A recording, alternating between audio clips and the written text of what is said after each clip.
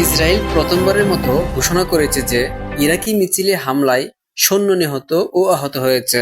Israeli বাহিনী ঘোষণা করেছে যে গত বুধবার ভোরে ইরাক থেকে ছোড়া একটি ড্রোন উত্তরাঞ্চলীয় সিরিয়ার গোলানে তাদের বাহিনীর একটি ঘাঁটিতে বিস্ফোরিত হলে তাদের 2 সৈন্য নিহত এবং 20 জনের বেশি আহত হয়েছে। ইসরায়েলি আর্মি রেডিও জানিয়েছে, যুদ্ধ শুরুর পর এই প্রথম ইরাকি গোষ্ঠীর অভিযানে প্রাণহানি ও আহত হওয়ার ঘটনা ঘটল।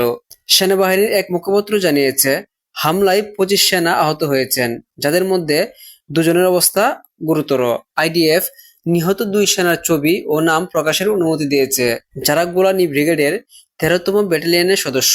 ইসরায়েলি আর্মি রেডিও জানিয়েছে, হামলার প্রাথমিক তদন্ত দেখা গেছে বৃহস্পতিবার ভোরে ইরাক থেকে 2টি বডি টাপট ড্রোন ছোড়া হয় এবং গোলান অঞ্চলে প্রবেশ করে, যার মধ্যে একটিকে বাধা দেওয়া হয়।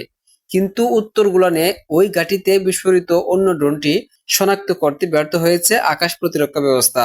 ইসলামিক রেজিস্ট্যান্স ইন ইরাক বুধবার ঘোষণা করার পর ইসরায়েল এই স্বীকৃতি দিল যে তারা অধিকৃত অঞ্চলে 3টি পৃথক অভিযানে ড্রোন দিয়ে 3টি লক্ষ্যবস্তুতে হামলা চালিয়েছে। এক বিবৃতিতে তারা বলেছে, দখলদারিত্বের বিরুদ্ধে ফিলিস্তিন ও লেবাননে আমাদের জনগণকে সমর্থন এবং শিশু, নারী ও বৃদ্ধাসহ বেসামরিক নাগরিকদের বিরুদ্ধে দখলদার সত্তা কর্তৃক সংগঠিত গণহত্যার জবাবে এই হামলা আমাদের প্রচেষ্টার ধারাবাহিকতা। কয়েক মাস ধরে গাজা উপত্যকায় ফিলিস্তিনি প্রতিরোধের সমর্থনে ইরাকি দলগুলো ইসরায়েলে রকেট ও ড্রোন হামলা চালিয়ে আসছে।